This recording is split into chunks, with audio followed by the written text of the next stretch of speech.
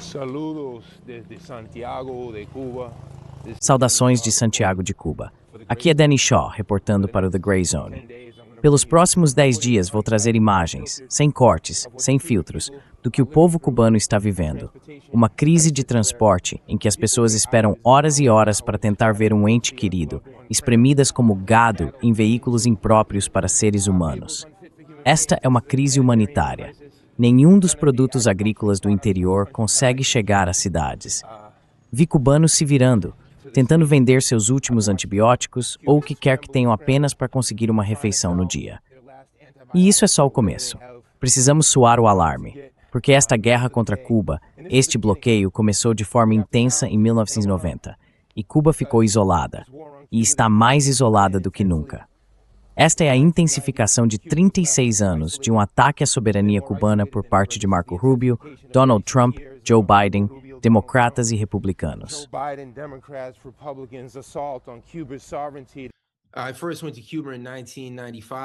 Fui a Cuba pela primeira vez em 1995. Eu era um brigadista de 16 anos. Vi Fidel Castro discursar e tivemos reuniões com ele. A delegação socialista dos Estados Unidos era sempre uma das mais bem recebidas em Cuba, é claro, porque representávamos o país que há tanto tempo mantém um cerco à ilha. Voltei em 2001 e depois novamente em 2014. Estive lá para o funeral de Fidel em várias partes de Cuba em 2017. Também estive lá por causa do boxe nesses anos, e o boxe me levou a diferentes direções etnográficas. Uma parte importante do que eu fazia em Cuba era encher vários caderninhos de bolso com gírias e vocabulário cubanos.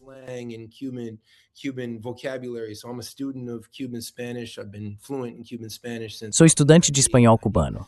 Falo fluentemente espanhol cubano desde cerca de 1998 ou 1999 e enchi outro caderno nesta viagem. Tendo viajado para lá por 31 anos, isso me deu a oportunidade de comparar este período criminoso com o que tem sido um período especial de 36 anos. Voei para Holguín, que é uma cidade de grande comércio no centro de Cuba, e depois atravessei o interior de Holguín até Santiago. Os cubanos trataram 36 anos de um período especial. Este é o máximo desse período especial. Conversei com uma mulher que estava sentada lá de fora, vendendo seus amêndoas furlãs.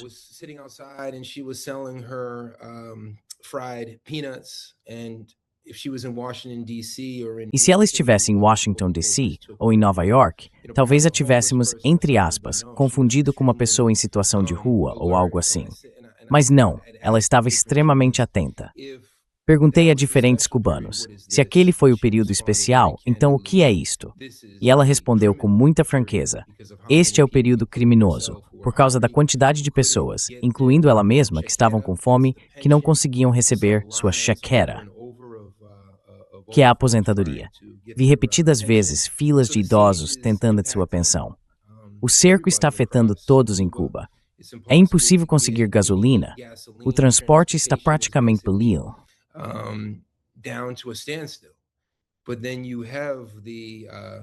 Mas então você tem as contradições econômicas, que veremos mais adiante, onde ainda há petróleo chegando ao setor privado. Muitas crianças não estão mais recebendo a comida da qual dependiam na escola. Ouvi pessoas em bairros dizendo, bem, antes recebíamos arroz e lentilhas, agora recebemos só um pouco de arroz branco. Outras escolas não conseguem oferecer nada.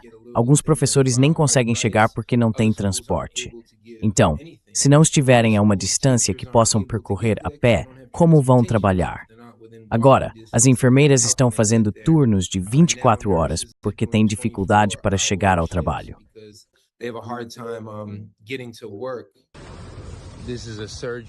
Esta é uma cirurgiã que acabei de conhecer, uma cirurgiã do hospital, uma médica, e ela não pode mais trabalhar. Os hospitais não estão funcionando. Não há eletricidade. Isto era um teatro. Já foi um teatro. Não está funcionando. Uma coisa que ouvi em Cuba, e isso é de partir o coração, é que as pessoas dizem, não conseguimos ter filhos com facilidade. As mulheres não querem ter filhos. É demais. Não temos nutrição suficiente. Mal conseguimos cuidar de nós mesmas. Como vamos cuidar das crianças? Então, não sei os números exatos, mas entre a migração e tudo mais, há muita despoblação. algo como uma despovoação. Despoblación, like a depopulation effect. Você passou por lugares que pareciam museus ou cidades fantasmas. Pode nos contar sobre a tendência de despovoamento que você observou?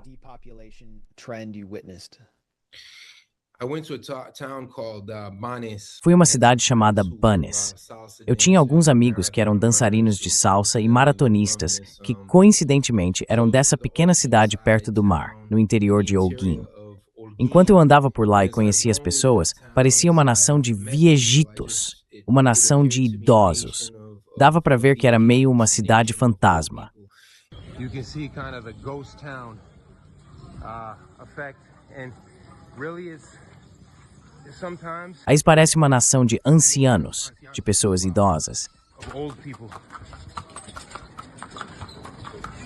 Jovens sem acesso à comida, sem acesso a emprego, à internet, todas aquelas coisas que provavelmente consideramos garantidas em nosso dia a dia. Quantos deles tiveram que se lançar ao mar, tentando escapar para Miami, tentando escapar para praticamente qualquer lugar do mundo? Ao percorrer Banes, é a geração mais velha que ainda demonstra um entusiasmo extremo pela revolução. Você conversa com pessoas de 60 anos ou mais, e elas falam com você como se ainda fosse 1959 ou 1989. Mas os jovens se afastam. Ao caminhar por Banes e outros lugares, muitos dos museus e lojas de artigos revolucionários parecem ter sido inaugurados em 1983, 5 ou 1989, e não foram tocados desde então. Or 1985 or 1989, and it hasn't been touched since. This is a museum of archaeology. Este é um museu de arqueologia. Dá para ver claramente os anos e anos de luta. Este foi o primeiro trem aqui, Panchito. Era o Panchito ali. Uma loja particular, como é que se chama? Mapi Mithim. Mapi Mithim, olha o Panchi. Me pime, mira Panchito aí. Tremenda história. All of these stores shut down. Todas essas lojas foram fechadas. Eu estava no centro de Holguín e olhamos ao redor com alguns amigos e eles disseram: você pode ver daqui mesmo, 5 cinemas, 5 casas de exibição, que foram fechados. Eles não funcionam há 36 anos. Esse é o terreno socioeconômico em que tantos jovens cubanos crescem hoje. E para eles, isso é extremamente desanimador. Ouvi de muitos cubanos: estamos cansados de ser um museu do socialismo. Estamos cansados de ter que viver décadas no passado. Porque, é claro, eles ainda conseguem ver as redes sociais e todas as iscas balançando diante deles. Os paraísos capitalistas, seja em Miami ou em Montreal. The capitalist parrots, whether it's in carrots, whether it's in Miami or in Montreal. I found where Hamas is hiding. I found them here. Eu descobri onde o Hamas está se escondendo. Encontrei eles aqui em Cuba. É definitivamente essa montanha russa dos anos 1980, ou seja lá como se chama isso. Acho que não funciona desde 1989. Este é o Jardines Las Enramadas. Antigamente, era o grande ponto de sorvete em Santiago de Cuba. Qualquer pessoa que já foi a Havana conhece o grande ponto de sorvete, mas agora está completamente vazio. Nenhuma família pode pagar, nenhuma família tem acesso. A cada dia que passa, sinto que estou documentando o colapso de uma nação. E sabe, ver isso se desenrolar nos rostos das pessoas comuns é pesado. É extremamente trágico. Everyday people, it's a lot, it's extremely tragic. Voltando à questão da desnutrição e da crise alimentar, você disse que testemunhou uma fome generalizada, especialmente nas áreas orientais que visitou. Yeah, there are regional differences within Sim, Cuba. existem diferenças regionais dentro de Cuba. Historicamente, relativamente falando, se você for a Havana, talvez não tanto nas periferias, mas claro, em Centro Habana, La Habana Vieja, essas são as áreas com as quais os turistas de esquerda estariam mais familiarizados. Mas quando você sai para o interior, quando vai para os bairros periféricos, a realidade é muito mais difícil. Fui a muitos bairros em Santiago, Nueva Vista, Alegre, Indá e Chicharrones, e, nesses diferentes bairros, a questão da inflação era enorme. Então, se uma enfermeira cubana ganha algo em torno de 6 mil pesos por mês, com a desvalorização e os ataques monetários contra Cuba, isso equivale a apenas $12. Mas um pacote de macarrão, uma garrafa de óleo de cozinha, você via alguém andando com um, e todos os outros perguntavam, está a 1.700 pesos hoje?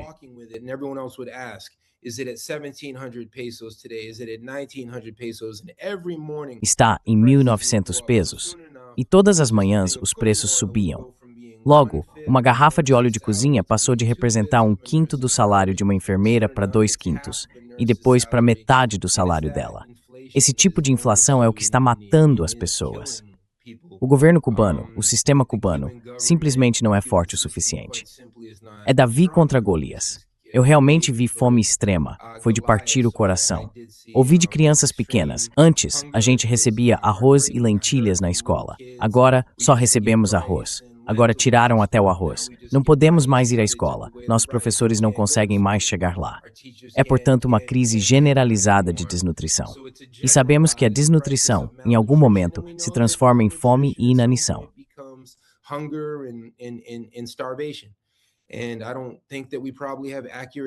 E eu não acho que realmente tenhamos números precisos sobre quantas pessoas, nos últimos 36 anos, foram de fato vítimas, mártires, assassinadas ou executadas, por causa dessas políticas unilaterais criminosas vindas dos Estados Unidos.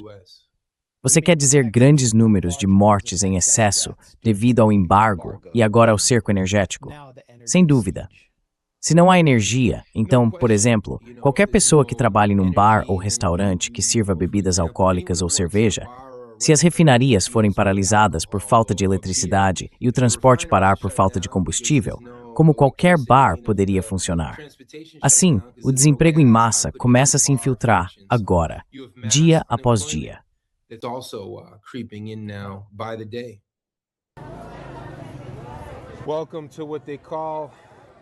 Bem-vindo ao que chamam popularmente de Bolsa de Valores cubana, ou a Wall Street de Cuba.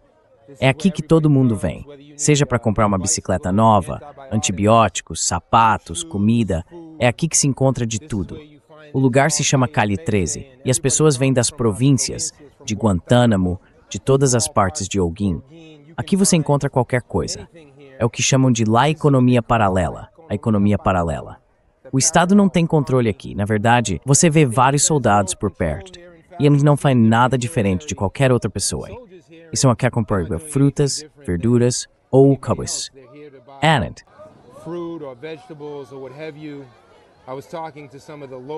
eu estava conversando com alguns dos comerciantes locais e eles explicaram que pagam aluguel ao proprietário do imóvel onde quer que estejam nesta rua.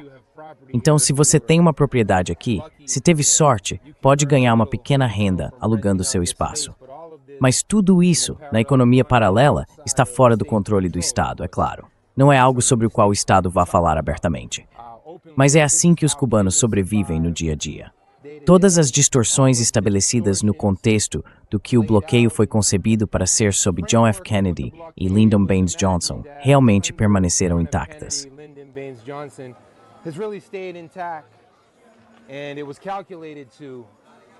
Foi calculado para faminto o povo cubano, para sufocar o povo cubano. Claro, é muito mais fácil dizer, é tudo culpa do Fidel, é tudo culpa do Dias-Canel, o que é uma análise não dialética. Mas este é o verdadeiro centro da cidade, a verdadeira bolsa de valores. Se eu continuar explicando todos os detalhes, vou acabar tonto tentando entender a economia em Cuba. Muito difícil, muito difícil. Essas são as expressões mais comuns que se ouvem em Cuba. Isto está complicado. Está complicado. E os próprios cubanos dizem, a gente não entende, havia te explicar disso a você. E quanto à medicina? As pessoas estão tentando conseguir antibióticos por meios bem pouco ortodoxos.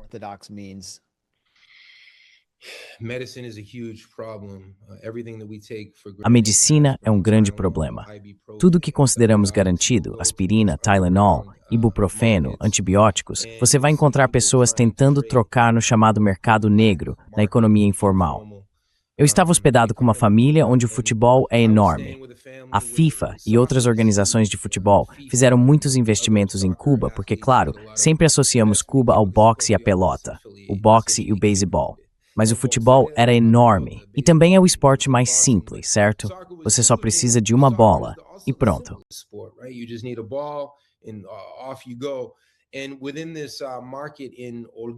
E dentro desse mercado, em Holguín, encontrei diferentes técnicos de futebol.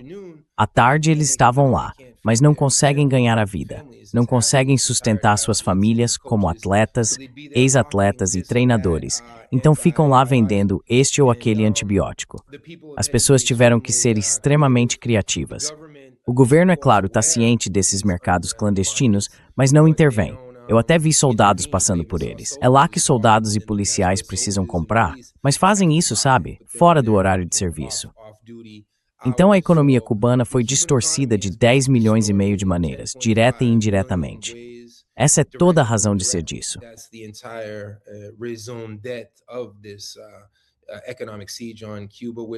O cerco econômico a Cuba, que o governo cubano chama de genocídio econômico, transporte por cavalo em 2026.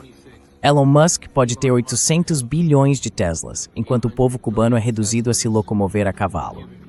Esse é o mundo em que vivemos.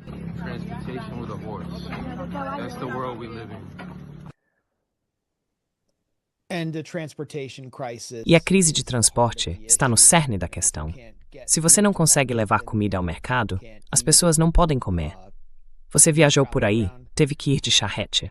Conte-nos sobre a situação do transporte.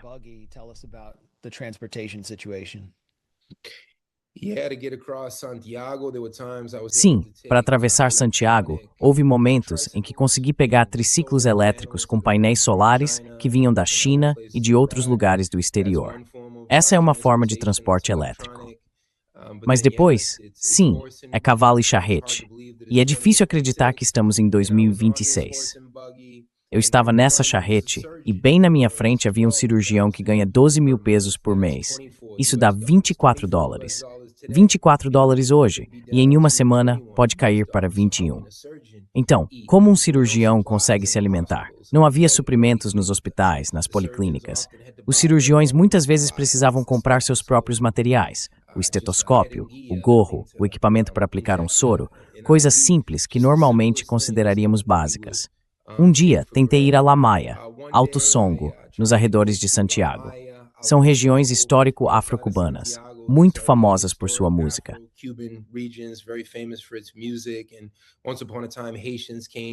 Era uma vez, haitianos vinham cortar árvores e cana-de-açúcar ali. Eu simplesmente não conseguia chegar lá. Havia centenas e centenas de cubanos enfileirados na estrada em Calle 4, que é o principal ponto de transporte de Santiago. Depois de 4 horas, desisti. Finalmente, apareceu um caminhão enorme, do tipo que se usaria no Kansas ou em Nebraska para transportar gado ou cavalos. Centenas de cubanos precisavam voltar para casa.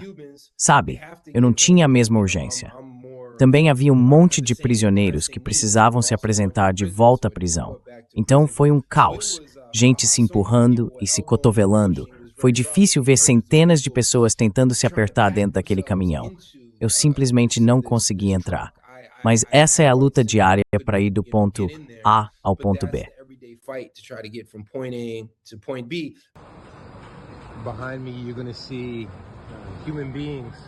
Atrás de mim, você vai ver seres humanos obrigados a viver como gado. Fiz tudo o que pude para subir naquele caminhão. Há pessoas amontoadas lá dentro. É a coisa mais perigosa que se pode imaginar. E olhe todas as pessoas que não conseguiram entrar. Desisti. Eu estava tentando chegar a La Maya, nos arredores de Santiago, mas não valia a pena. Era perigoso demais. Ver os cubanos reduzidos a esse estado por 36 anos e contando pelo maior império criminoso de todos. É ridículo.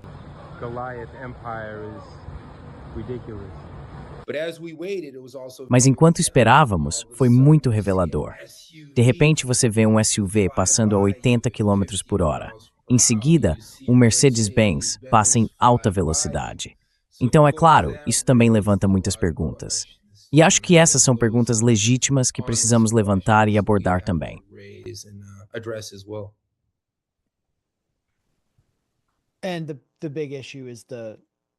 A grande questão é a economia mista.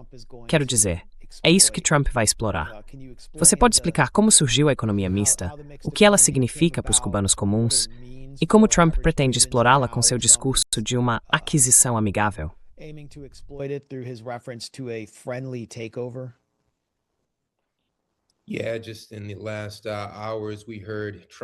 Sim, apenas nas últimas horas ouvimos Trump lançar essa retórica de uma aquisição amigável. E acho que nos últimos 2 dias, Trump tem falado sobre uma possível, digamos, abertura. O que Trump está dizendo, se lermos nas entrelinhas, é que eles querem continuar a reforçar e facilitar o setor privado. E todos que acompanham de perto a situação de Cuba, procurem pelas MIPIMES. MIPIMES é a abreviação para o setor de micro, pequenas e médias empresas empreendedoras. Então, aquelas pessoas que têm lojas vendendo empanadas, que têm bares ou algo assim, em geral, ainda conseguem se virar porque importam um monte de coisas de Miami. E é isso, certo? Existe um bloqueio para 95% dos cubanos. Mas esses cubanos, baseados em Miami, essa nova classe capitalista, conseguem se virar porque têm dólares.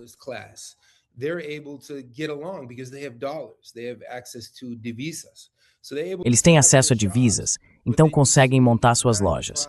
Mas aí você vê que de 95% a 98% dos cubanos não têm acesso a esses alimentos. Então existe uma economia dupla, é uma economia contraditória. Na época da União Soviética, isso era chamado de nova política econômica. E claro, o governo precisa ser flexível. O problema é que as pessoas comuns não têm como comprar nessas lojas, porque os preços são todos dolarizados. Então agora, algo como 90% dos cubanos precisa cozinhar com carvão ou lenha todos os dias ou noites. Eu ficava com diferentes famílias e nós cozinhávamos juntos um grande ensopado cubano, um ajiaco. E a primeira coisa que todos tínhamos que fazer era, cortar um pouco de lenha. Então esse é também o dano ambiental imposto ao povo cubano.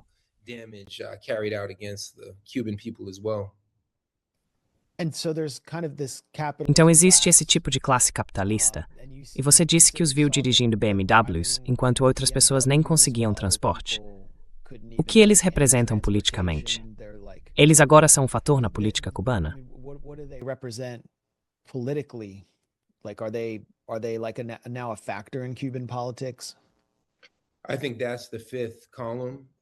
Acho que essa é a 5ª coluna que o governo Trump está tentando usar.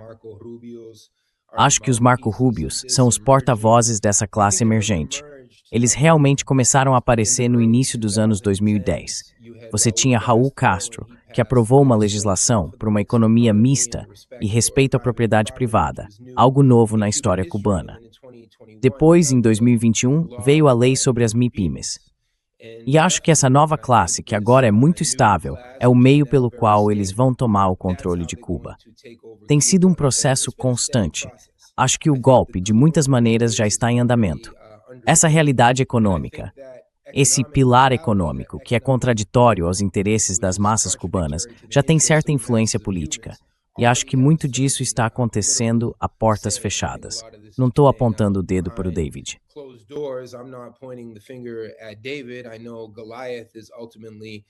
Eu sei que Golias é, em última instância, o responsável por desgastar Cuba ao longo de décadas e décadas. A metáfora que usei é de Muhammad Ali no fim de sua carreira. Os cubanos conseguiram resistir nos anos 1990. A União Soviética e aquela relação, embora já tivessem ruído, ainda estavam frescas na memória. 2 gerações de cubanos nasceram nesse período especial. Eles nunca viram abundância.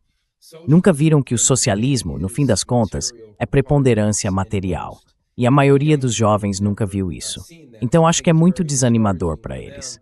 Há uma realidade muito complexa aqui. É ótimo gritar todos esses slogans, e eu acredito neles, mas precisamos olhar para a natureza sutil e contraditória do que Cuba se tornou por causa de toda essa pressão externa.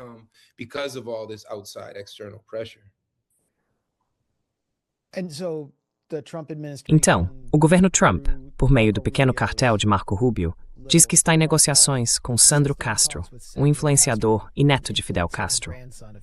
Quem é Sandro Castro e que elemento ele representa?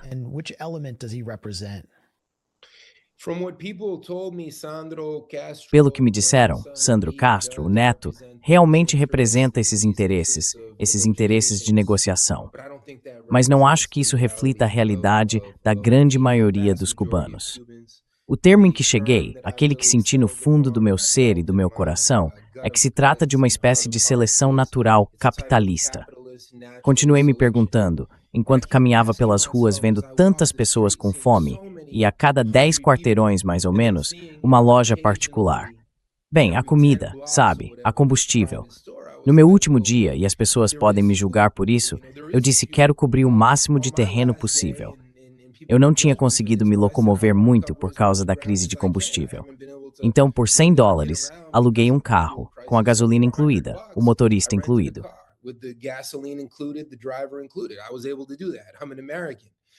Eu consegui fazer isso. Sou americano. Os cubanos comuns não conseguem fazer isso. Então as contradições sociais estão bem na sua cara. E eu acho que Sandro Castro está profundamente inserido nessas contradições. Eles estão tentando fazer uma espécie de virada para esse tipo de negociação. Eles chamam de negociação, nós sabemos disso. A classe capitalista, os Trumps, a classe bilionária, os Elon Musks. Elon Musk vale 3 vezes mais do que o PIB de Cuba no ano passado. E esse PIB está em forte declínio. Acho que é por isso que Trump agora modificou para dizer, bem, contanto que o combustível, o petróleo, a eletricidade, a comida, as importações estejam indo para essa economia em crescimento, mas já estável, caseira, ou melhor, cultivada em Miami, de pequena burguesia, de uma burguesia maior, nós não nos importamos com eles. Então é essa a quinta coluna que eles estão observando.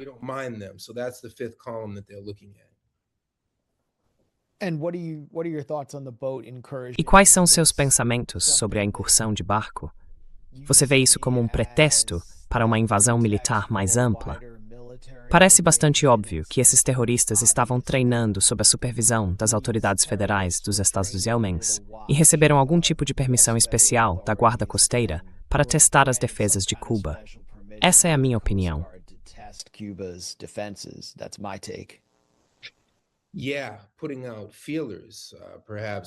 Sim, talvez estejam sondando o terreno, porque sabemos quem são os piratas do Caribe. Se eles podem cercar a Venezuela com 20 mil soldados, se podem ter 9 bases na Colômbia ou 11 bases militares no Panamá, se podem controlar a Venezuela, 14% de Porto Rico, o exército dos Estados Unidos. É realmente muito misterioso que esse barco consiga lançar uma incursão no interior de Cuba. Talvez estivessem pensando que isso desencadearia algum tipo de efeito maior. Já houve milhares, algo como mais de 1.000, dessas incursões. Sabemos que muitos cubano-americanos antissocialistas estão salivando, ansiosos por esse tipo de oportunidade.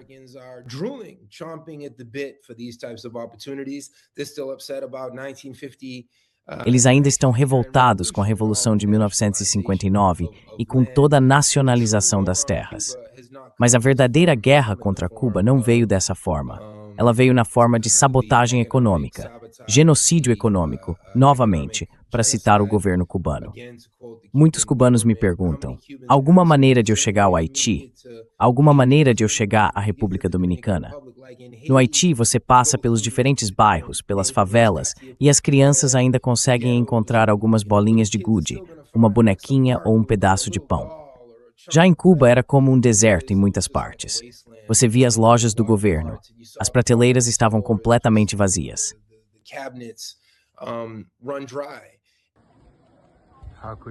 Como alguém pagar para fraldas? Se as crianças e os bebês tiverem sorte, até ficam limpos. I'll step towards a vein costumava ver.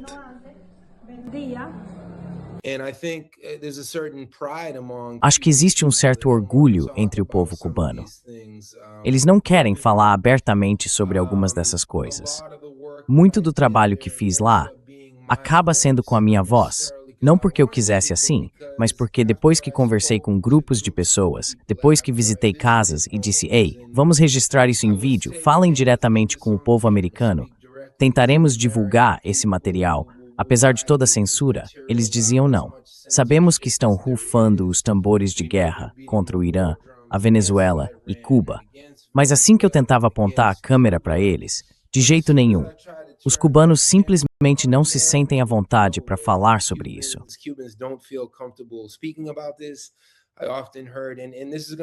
Eu ouvia com frequência, e isso vai incomodar muitos esquerdistas. Mas, novamente, é preciso ser o mais dialético e sutil possível no pensamento. Muitos cubanos me diziam: posso ser preso se disser algo negativo, se contar a verdade sobre nossos problemas de fome. Então eu realmente fiquei me perguntando, por que sabemos que isso faz parte do plano deles? Foi o que aconteceu em 11 de julho de 2021. Durante a Covid, um período em que muitos cubanos morreram desnecessariamente por causa do bloqueio, as pessoas estavam com fome, não podiam sair às ruas. E foi então que ocorreu aquela explosão de 11 de julho em Havana, que se espalhou para outros lugares. Você está falando sobre protestos que eclodiram de pequena escala pelos padrões dos Estados Unidos, mas muito raros em Cuba, em que as pessoas saíram às ruas. E sabe, algumas delas estavam balançando bandeiras americanas. Houve saques. Sim, ataques contra a polícia. E muitos gritavam que estavam com fome e que não iam mais ter medo. E é isso que os Marco Rubios, é isso que eles querem ver. Eles querem tentar provocar outro tipo de crise. E então, se houver algum tipo de impasse, algum tipo de confronto, os Estados Unidos poderiam tentar entrar como super-heróis, entre aspas, descontextualizando o que realmente gerou essa fome. Quero dizer, o que Cuba poderia ser hoje, em 2026, se tivesse sido permitida crescer e comercializar livremente. Então tudo que estou dizendo vem dentro do contexto do que tem sido agora um ataque de 66 ou 67 anos. Um ataque genocida ao direito de Cuba à autodeterminação. Genocidal assault on Cuba's right to self-determination.